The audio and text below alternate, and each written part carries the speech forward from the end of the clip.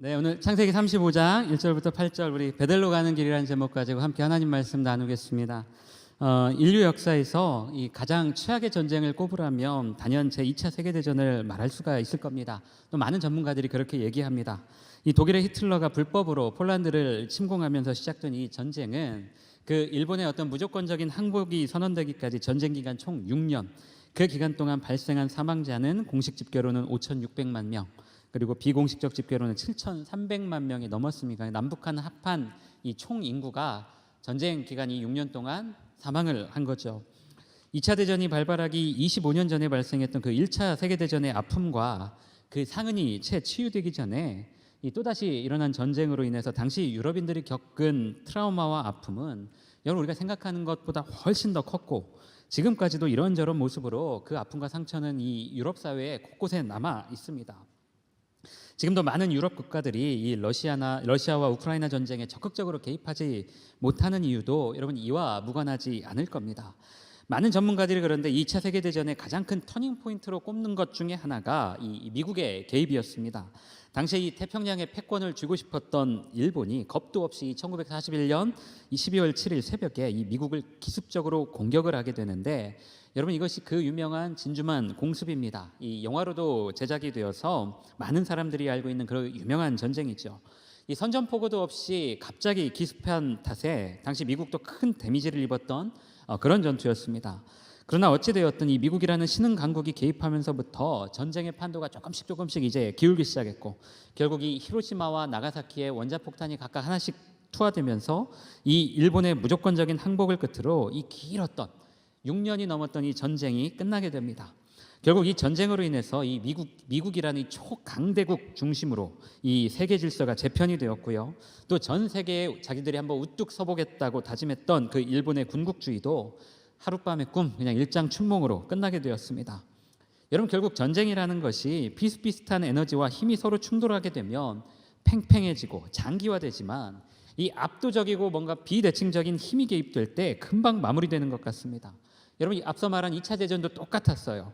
팽팽하던 전쟁의 양상이 미국의 개입으로 한쪽으로 기우는 것 같았지만 그것만으로도 충분하지 않았고 결국 원자폭탄이라는 이 거대한 비대칭 에너지가 개입되면서부터 그냥 싸움이 그냥 한 방에 종료가 되었던 겁니다. 여러분 오늘 우리가 읽은 이 본문 말씀은 우리가 참 많이 읽었고요. 설교로도 많이 들었던 그런 본문입니다. 저도 이제 제가 부임한 지 얼마 안 돼서 금요 에스크 때 엘베델이라는 제목으로 이 본문으로 설교를 했던 기억도 있습니다. 여러분 그만큼 이 야곱 인생의 극적인 터닝 포인트가 되는 장면이기도 하죠. 하나님과 씨름하고 이 에서와의 문제가 해결되었던 이 야곱이 세겜에 정착하게 되는데 그곳에서 이 야곱 인생의 아주 큰 비극을 경험하게 됩니다. 만나게 됩니다. 제가 2주 전에 설교했던 그 디나, 야곱의 외동딸 그 디나가 그곳 추장에게 강간을 당했고 이 일로 인해 앙심을 품었던 야곱의 아들들, 정확히는 이 야곱의 첫째 부인이었던 레아의 소생들이었던 그 디나의 친오빠들이 그의 부족 전체, 이 세겜과 그의 부족 전체를 학살하고 노략하는 이 끔찍한 일이 벌어진 겁니다. 여러분 그런데 한 부족이 말살당한 그 비극 못지않게 지금 이 야곱 가족 또한 그 비극의 중심에 서 있습니다. 여러분 보통 아프고 좀 힘든 일을 겪고 나면 가족끼리 똘똘 뭉치고 애틋해지기도 하는데 야곱은 지금 정반대로 가고 있어요. 야곱의 가정의 상황은 정반대로 가고 있습니다. 서로에게 분노가 쌓여 있어요. 분노만 쌓여가고 있어요. 자신이 아무리 숫자가 많고 거부가 되었다고 한들 여러분 어쩌면 이곳 세겜에서는 엄연히 굴러온 돌이고 완전히 이곳에 정착할 때까지는 당분간 이 주변 민족들과 좋은 관계를 유지하면서 살아야 되는 것이 자명한 사실인데 아들들이 너무나 큰 사고를 치면서 이 주변 민족들의 공공의 적이 되었어요. 34장 30절에 보면 야곱이 시므온과 레위에게 이르되 너희가 내게 화를 끼쳐 나로 하여금 이 땅의 주민 곧 가나안 족속과 브리스 족속에게 악취를 내게 하였도다. 나는 수가 적은즉 그들이 모여 나를 치고 나를 죽이리니 그러면 나와 내 집이 멸망하리라. 지금 이 극도의 두려움과 불안감을 느끼고 있는 이 야곱의 심정이 본문에 그대로 나타나 있습니다. 여러분 그런데 아들들의 분노도 만만치가 않아요. 그 다음 31절을 읽어보니까 그들이 이르되 그가 우리 누이를 창녀같이 대우함이 옳으니까.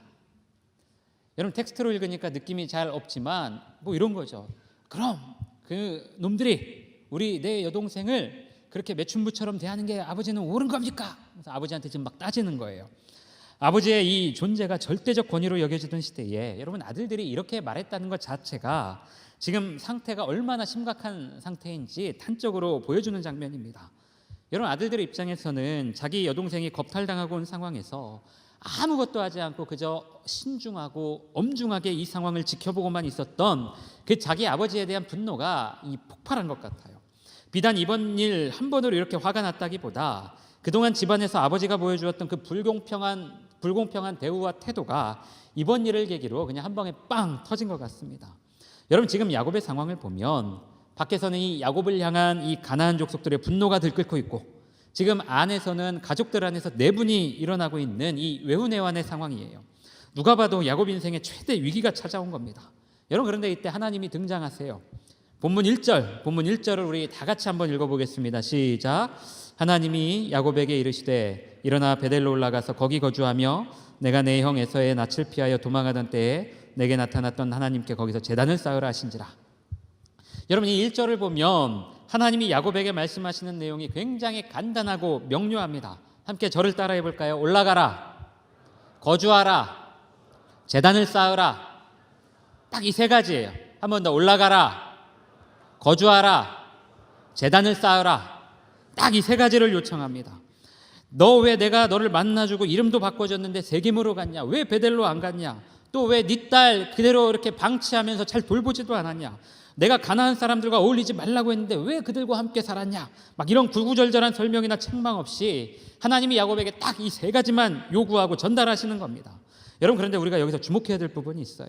하나님이 말씀하시는 이 짧고 명료한 말의 원어적 의미를 보면 당시 히브리인들의 사용하던 그 군대식 표현이 바로 여기에 고스란히 묻어져 있습니다.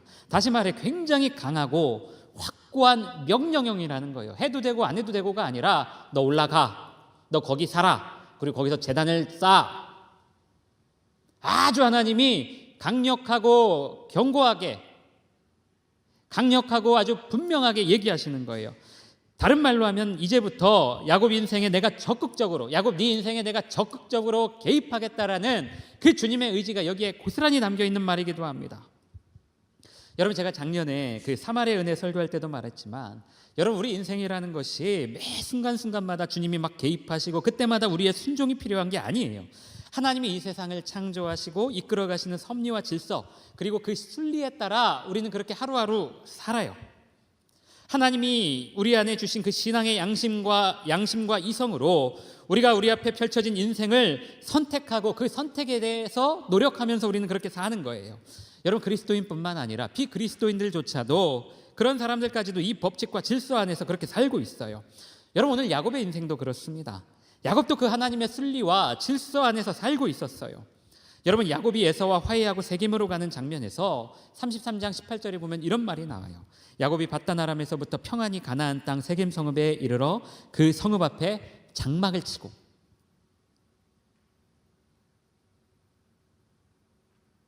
야곱이 형 에서의 분노를 피해서 자기 집을 떠나는 그 시점부터 베델에서 꿈을 꾸었고 또 외삼촌 집에서 20여 년을 살다가 다시 이곳으로 돌아오기까지 야곱을 향한 하나님의 큰 그림과 큰 계획은 딱 하나, 바로 평안. 오늘 어떻게 돌아왔대요? 평안히 돌아왔대요. 외롭고 추운 그 베델 한복판에서 꿈을 꾸고 외삼촌에게 속아서 원치 않는 결혼도 했고 노동 착취를 당하고 큰 부를 쌓았고 또 형 에서와의 문제 앞에서 이렇게도 해보고 저렇게도 해보면서 잔머리 굴리는 여러 가지 상황이 있었지만 여러분 그 모든 것이 다 하나님의 큰 계획, 평안히 다시 돌아오게 하시려는 그 계획 속에 그냥 그 격가지로 붙어 있었던 아주 작은 엑스트라에 불과했어요. 야곱이 그걸 보지 못했고 알지 못했기 때문에 그렇게 불안해서 자기 형 에서를 만나러 갈 때 두 때로도 나눠보고 세 때로도 나눠보고 막 심란해서 하나님을 향해 기도도 해보고 형한테 선물도 보내보기도 하고 그렇게 한 건데 그럴 필요가 없었던 거예요. 야곱의 인생은 하나님이 계획하신 그 평안이라는 섭리 아래에서 단 한 번도 벗어난 적이 없었습니다. 여러분 저와 여러분의 인생 또한 그런 인생임을 여러분 믿으시기 바랍니다. 여러분 그런데 그동안은 이 평안이라는 그 큰 틀 안에서 이끌어 가시며 마하나임에서 그리고 분이엘에서 당신의 존재를 보여주시기도 했고 이름도 바꿔주셨고 그 모든 것을 평안으로 인도하시며 그렇게 두고만 보시던 하나님이 이제는 더 이상 야곱을 두고 볼 수 없다고 판단하신 것 같아요. 더 이상 내가 너 그냥 이제는 지켜보기만 하진 않겠다라고 판단하신 것 같아요. 작정하시고, 그래서 정말 강권적으로 이제는 내가 야곱의 인생에 개입하시기로 작정하겠다. 그래서 그에게 올라가라, 거주하라, 제단을 쌓으라. 아주 간단하고도 명료하지만 아주 확고하게 주님 본인의 어떤 의지를 이 야곱에게 표현하신 겁니다. 여러분, 제가 방금 전에도 말했지만 우리 인생이라는 것이 하나님의 큰 계획과 돌보심 속에 흘러가고 있는 진행형이에요. 여러분, 물론 그렇다고 해서 하나님이 무조건적으로 야, 네가 알아서 살아라, 내가 이런 질서 만들어놨으니까 네 마음대로 알아서 살아 하고 방치하시는 게 아니에요.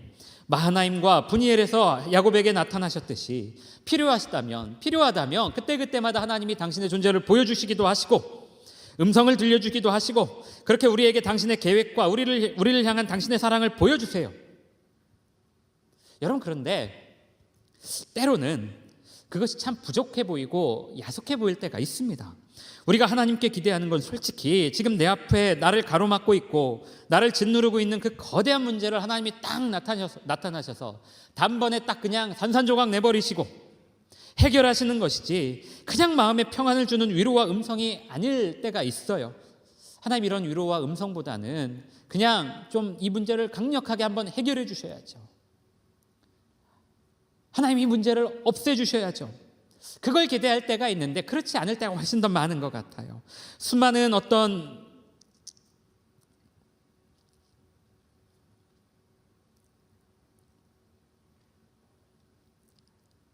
그 문제 속에서 우리를 그냥 그 문제 속에 그냥 놔두시는 것 같을 때가 있어요. 그래서 그것 때문에 좀 하나님이 야속하게 느낄 때가 있는 거죠.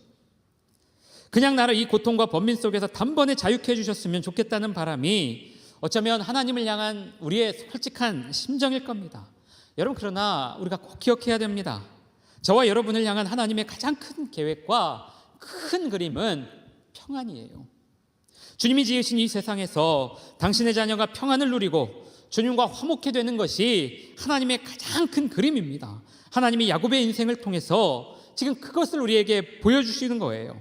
수많은 어려움과 고통 그리고 갈등이 존재하고 있고 그것 때문에 수없이 좌절하고 낭망하는 것이 우리의 삶이지만, 오늘 야곱의 인생이 그랬듯 여러분의 인생 또한 하나님의 크신 계획과 큰 그림 안에 있다는 것을 여러분 믿으시기 바랍니다. 여러분, 그래서 이게 늘 좋은 의미로 쓰이는 것은 아니지만 좋은 의미로, 제가 말하는 건 좋은 의미에서 우리 삶의 모든 크고 작은 일들은 그냥 그 하나님의 큰 어떤 그 찻잔 속에 태풍과도 같은 일들이에요. 지금 내가 볼 때는, 지금 내가 느끼기에는 너무 고통스럽고 힘든 일이지만 그 하나님의 큰 찻잔 속에 있는 그 태풍의 어떤 그런 태풍과 같은 일이라는 거예요. 반드시 하나님이 해결하시고 반드시 하나님이 선한 길로 이끌어 가실 거라는 것을 우리가 믿어야 됩니다. 여러분, 그러나 하나님이 언제나 이렇게 관망만 하시는 게 아니에요. 지켜보고만 계시는 게 아니에요. 당신이 만든 법칙과 질서 그리고 섭리 아래서만 우리를 살게 하지 않으세요. 오늘 야곱의 인생이 그랬습니다. 하나님이 수없이 많은 기회를 주셨고 여러 번 찾아가셔서 당신을 보여주셨고 기회를 주셨는데도 여러분, 야곱의 인생의 삶이 그렇게 많이 변하지 않았어요. 여전히 그의 의식의 중심에는 하나님과 이 가나안 지역의 신의 어떤 그 존재가 내재되어 있었어요. 혼재되어 있었어요. 하나님을 만나 새로운 이름까지 얻었지만 여전히 그의 삶의 중심은 여러분 철저히 자기 중심이었습니다. 여러분, 눈에 넣어도 아프지 않을 외동딸이 그 비극을 겪고 왔음에도 지금 야곱의 마음은 주변 애들이 나를 찾아와가지고 죽이면 어떡하지? 우리 가족 망하면 어떡하지? 그것만 걱정하고 있어요. 철저히 자기중심적이에요. 그래서 도저히 해결되지 않을 것 같고 그냥 가만 놔두면 안 될 것 같은 상황에서 하나님이 개입하시는 겁니다. 아주 강력한 의지와 목표를 가지고 하나님이 야곱 인생에 개입하셔서 가라, 거주하라, 제단을 쌓으라 말씀하시는 거예요. 여러분, 그리고 그게 전부였어요. 이방 민족의 위협과 앞으로의 일들은 내가 이렇게 해주겠다 설명하시는 게 없어요. 그냥 딱 3가지만 명령하셔요. 가라, 거주하라, 제단을 쌓으라. 그저 다시 베델로 올라가서 거룩을 회복하라는 말씀 외에는 여러분 그 어떤 말씀도 하지 않으셨어요. 왜요? 주님에게는 그것이 제일 중요했고요. 그것만 회복이 되면 나머지는 전부 다 주님이 책임지시고 해결하실 것이기 때문입니다. 사랑하는 청년들, 예수를 믿고 신앙생활을 하지만 솔직히 우리 앞에는 아직도 해결되지 않는 큰 난제들이 많이 있습니다. 내 문제도 있고요, 외부의 문제도 있고요. 특히 예수를 믿고도 아직 끊임없이 반복되는 나의 연약함 때문에 여전히 눈물 짓고 하나님을 찾는 성도들, 하나님을 찾는 우리 청년들이 참 많이 있어요. 끊어버리고 싶은데 끊어버리지 못하고, 끊어버리고 싶은데 여전히 반복하고 있는 문제 때문에 아파하고 하나님을 찾는 우리 성도들, 청년들이 있어요. 여러분, 그런데 제가 자신 있게 말할 수 있는 거 한 가지는 분명히 주님이 우리 삶에 강력하게 의지를 가지고 개입하시는 때가 있을 겁니다. 주님이 저와 여러분 삶에 강력하게 개입하시는 날이 반드시 있어요. 아직은 주님이 관망하시고 주님이 허락하신 질서 속에 일단은 그냥 우리를 지켜보시고 놔두시지만, 이대로 가면 안 되겠다, 이대로 가면 얘 큰일 나겠다, 그렇게 싶을 때, 그런 마음이 들을 때는 하나님이 개입하시는 때가 반드시 옵니다.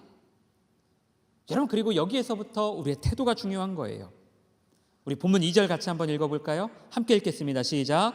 야곱이 이에 자기 집안 사람과 자기와 함께한 모든 자에게 이르되 너희 중에 있는 이방 신상들을 버리고 자신을 정결하게 하고 너희들의 의복을 바꾸어 입으라.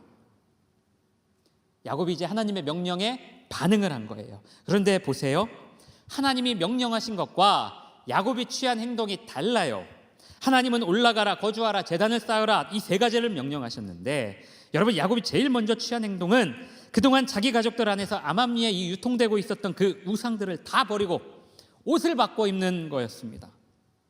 그리고 그의 가족들이 야곱이 말한 대로 진짜 베델로 올라가기 전에, 이 베델로 가기 전에 이 자기들이 가지고 있던 우상들을 다 버리고 이 귀고리들도 다 버려버리고 그렇게 올라갑니다. 야곱이 자기 외삼촌 집에서 떠나올 때에 그의 아내 라헬이 그 아버지가 섬기던 드라빔이라는 우상을 몰래 가지고 나왔는데, 아무래도 이 영향 때문에 그 집안 하인들, 다른 부인들, 아들들 할 것 없이 암암리에 이 우상들이 좀 유통되고 있었던 것 같아요. 여러분, 이것만 봐도 야곱의 삶이 얼마나 엉망이었고 무질서했는지 금방 알 수 있어요.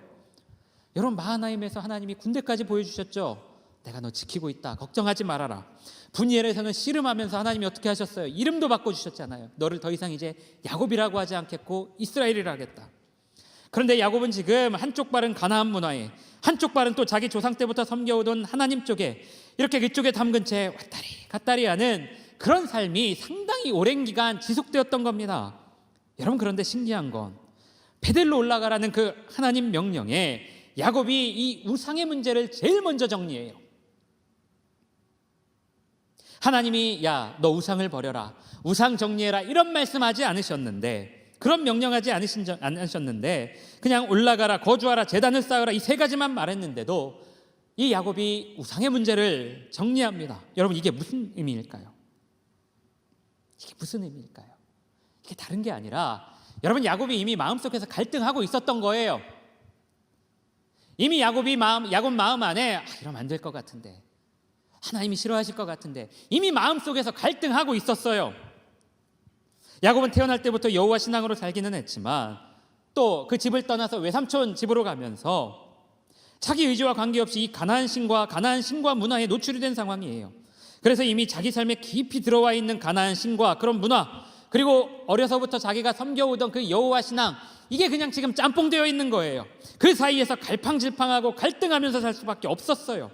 그냥 습관적으로 어떨 때는 하나님을 찾다가도, 또 어떨 때는 자기 외삼촌과 아내들이 섬기는 가나안 신을 부르기도 하고, 그런데 또 생각해보면 하나님이 내 삶에 보여주신 그 사인들이 있는데, 나한테 어떤 행하신 증거들이 있는데, 그것 때문에 또 이건 아닌 것 같다, 이건 아닌 것 같기도 하고, 분이엘에서 그 하나님과 씨름한 이후에도 계속 오락가락하면서 마음속에서 갈등하면서 이 우상의 문제 때문에 야곱이 그렇게 살았던 거예요. 그렇게 살다가 오늘 여기까지 온 겁니다.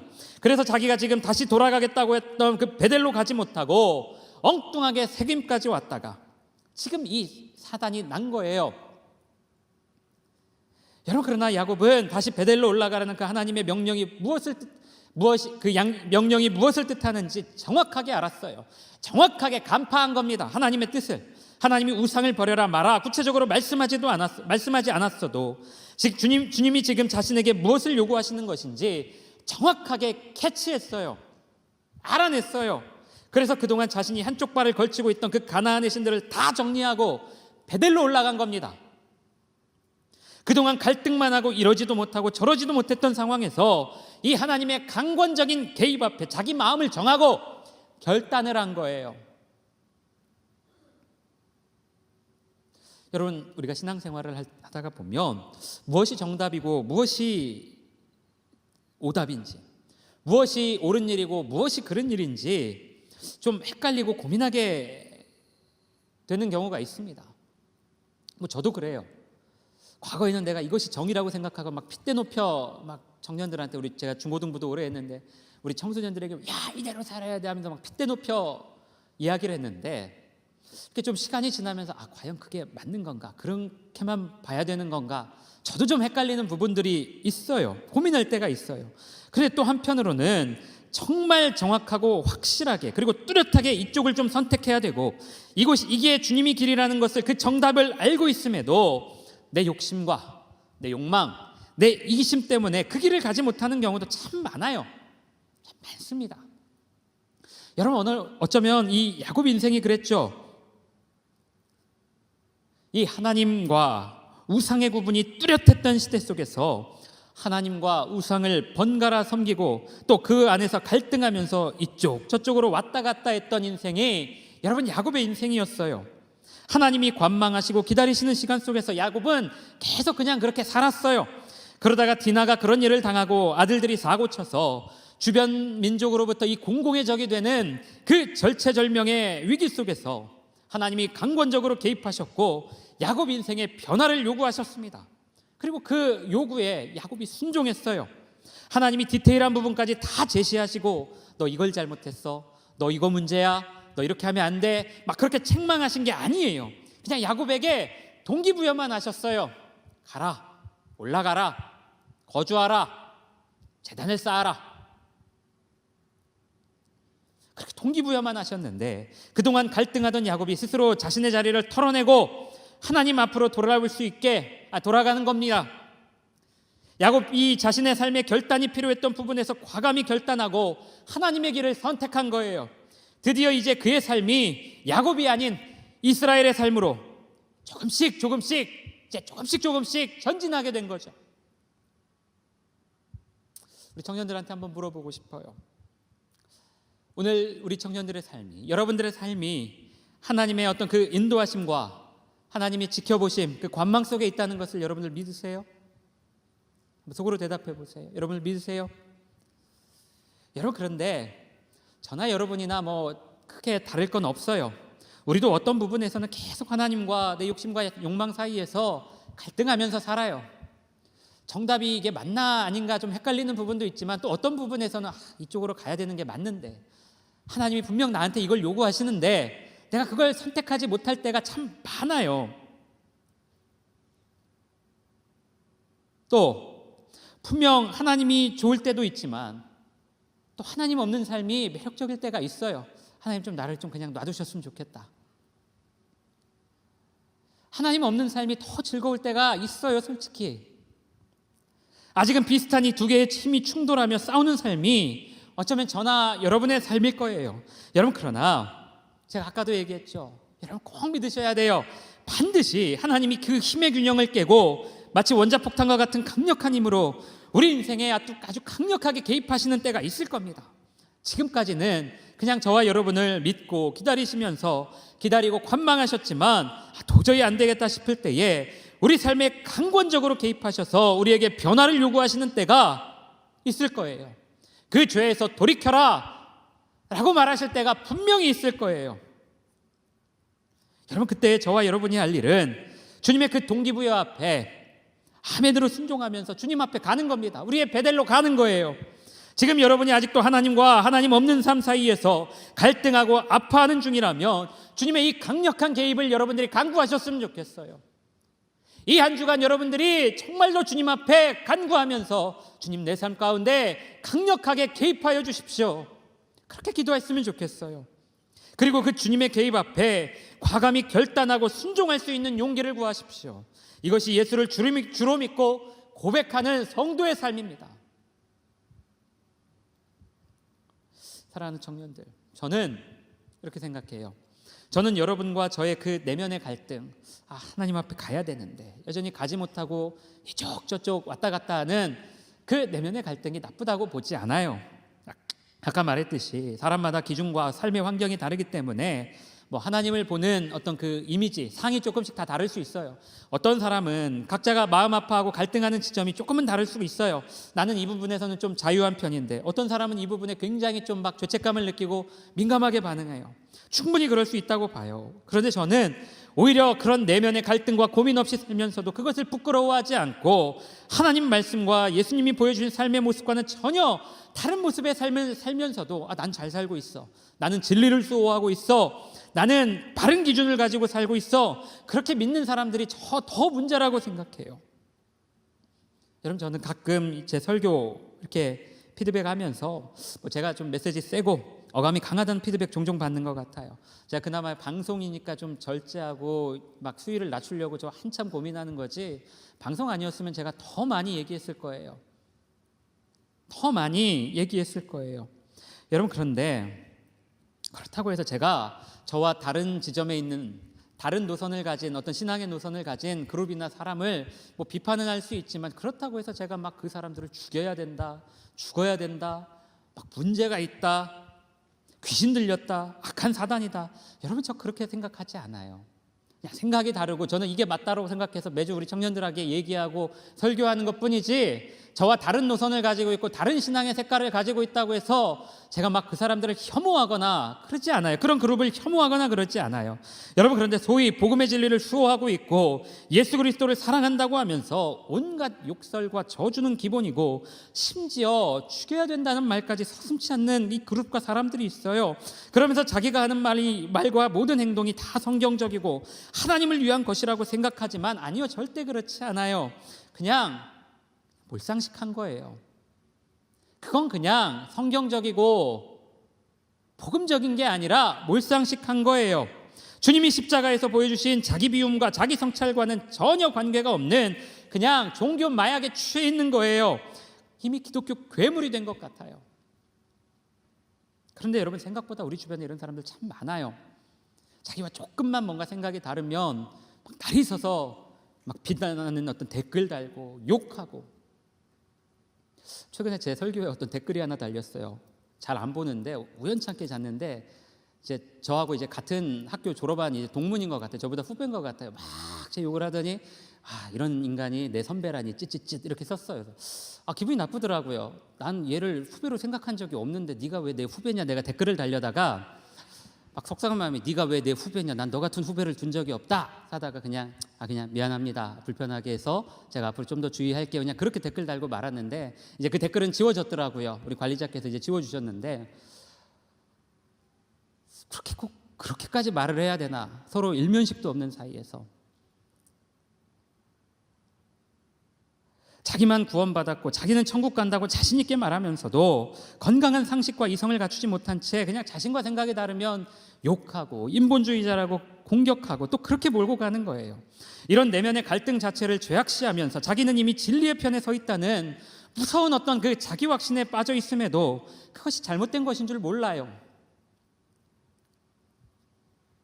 사랑하는 청년들, 제가 진짜 감사한 게 뭔 줄 알아요?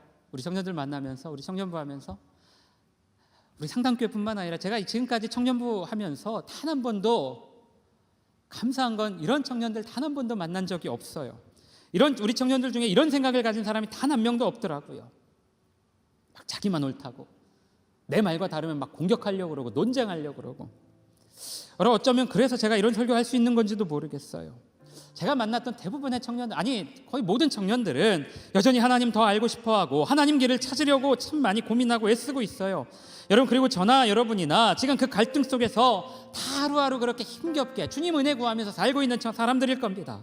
어렴풋이나마 하나님의 길도 알고 있고 또 어렴풋이나마 하나님과 함께하는 삶이 무엇인지 아마 대부분의 청년들이 그 정답은 다 알 거예요. 하나님 나한테 이렇게 살길 원하시지, 내가 이렇게 살아야 하나님과 함께하는 것이지. 그 정답은 아마 우리 대부분 청년들 다 알 거예요. 그런데 아까도 얘기했지만 그렇게 하나님과 함께 살아야 되는데, 하나님의 길을 가야 되는데, 어떨 때는 좀 하나님이 나를 좀 이렇게 놔두셨으면 하는 때가 있어요. 하나님 없는 삶이 매력적일 때가 있어요. 어떨 땐 이것저것 요구하신 하나님이 귀찮기도 합니다. 그리고 그런 하나님과 내 마음 사이에서 갈등하고 아파하는 게 여러분 우리 인생이에요. 여러분, 그러나 우리 인생이 야곱처럼 갈등하고 갈팡질팡하고 때로는 질서가 없어 보이긴 하지만, 그럼에도 불구하고 하나님이 오늘 야곱에게 그러하셨듯이 우리 삶을 지키시고 돌보시고 기다리시며 관망하고 계시다는 사실을 여러분 꼭 기억하시기 바랍니다. 믿으시기 바랍니다. 그 하나님을 신뢰하시기 바라요. 그리고 분명히 하나님이 당신의 때에 우리 삶 가운데 강력하게 개입하시고 찾아오셔서 우리에게 변화를 요구하실 때가 있을 거예요. 이것저것 자잘하게 막 너 이거 해라, 이거 잘못했다, 이거 바꿔라 자잘하게 설명하시는 게 아니라, 오늘 본문처럼, 오늘 야곱에게 요구하신 것처럼 아주 짧고 명확하게 우리에게 동기부여를 하실 거예요. 여러분, 그때 저와 여러분이 할 일은 주님의 그 동기부여 앞에 믿음으로 순종하면서, 아멘, 주님 제가 그렇게 하겠습니다. 아멘, 주님 제가 바꾸겠습니다. 자리를 털고 일어나겠습니다. 그렇게 순종하고 하나님을 선택하는 겁니다. 우리가 머리로만 막연하게 알고 있던 그 정답을 실제로 살아보기 위해서 도전하고 또 도전하는 거예요. 그렇게 결단하고 하나님 편에 서는 겁니다. 지금 수많은 문제 앞에 우리 짓눌려 있는 우리 청년들 있나요? 자신의 연약함 때문에, 잘 바뀌지 않는 자신의 연약함 때문에 아파하고 눈물 짓는 청년들이 있습니까? 하나님이 함께 하시는 삶과 하나님이 없는 삶 사이에서 갈등하고 어쩔 줄 몰라 하는 청년들이 있다면, 여러분 제가 자신 있게 얘기할게요. 괜찮아요. 괜찮습니다. 그게 정상이에요. 그것이 지금 베델로 가고 있는, 우리의 베델로 가고 있는 우리의 길입니다. 다만 제가 한 가지만 부탁하기는, 여러분이나 저나 그냥 그런 어떤 기독교 괴물만 되지 않았으면 좋겠어요.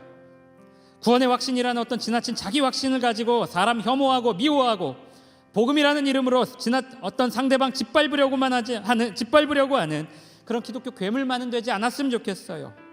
여러분의 그 갈등과 아픔이 지금 베델로 다시 향하여 가고 있는 야곱의 인생임을 믿으시고, 하나님의 강력하고 강권적인 개입을 여러분 사모하십시오. 하나님이 여러분 삶에 그렇게 일하실 거예요. 여러분 삶에 그렇게 강력하게 개입하실 거예요. 또 여러분 할 수만 있다면 지금 각자의 베델을 다시 찾아 올라가고 있는 나와 같은 수많은 그 야곱과 같은 인생들을 볼 수 있는 영적인 안목을 달라고 여러분 기도했으면 좋겠어요. 그 영적인 시각을 사모했으면 좋겠어요. 그들의 삶에 함께 공감하고 아파하면서 적극적으로 보듬을 수 있는 그 마음의 여유를 달라고 저와 여러분이 함께 간구합시다. 사랑하는 청년들, 오늘 여러분들 각자가 가고 있는 그 베델을 향한 그 여정, 아마 쉽지 않고 고단하고 또 그러겠지만, 여러분 그곳에서 우리를 더욱 거룩하고 빛나게 하실 하나님을 기대했으면 좋겠습니다. 여러분 그 베델로 가는 길 동안 여러분이 만들어갈, 여러분이 주님과 함께 만들어갈 그 스토리를 기대하셨으면 좋겠어요. 여러분만의 스토리가 만들어질 거예요. 지금 당장은 좀 아프고 고통스러울 수 있지만, 이 시간이 지나면 여러분과 하나님 사이에 누구보다 애틋한 그 스토리가 만들어질 거예요. 그리고 그 스토리가 여러분을 살게 하는 힘이 될 거예요.